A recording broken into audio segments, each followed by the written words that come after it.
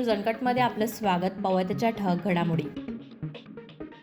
माझे बंड हे बंड नव्हते. आम्ही बसून निर्णय घेतला होता. आता कोणी काय केले त्यावरही तक्रार नाही. शरद पवारांचा अजितदादांना टोला.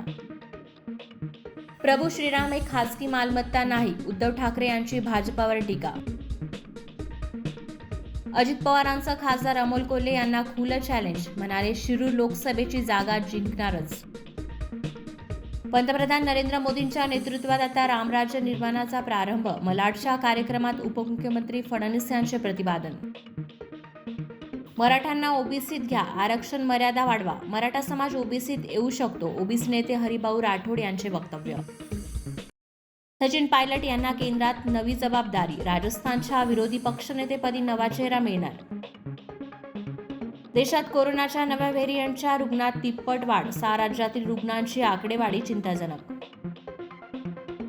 न्यूज क्लिक प्रकरणाला नवे वळण. HR विभागाचे प्रमुख सरकारी साक्षीदार होण्यास तयार.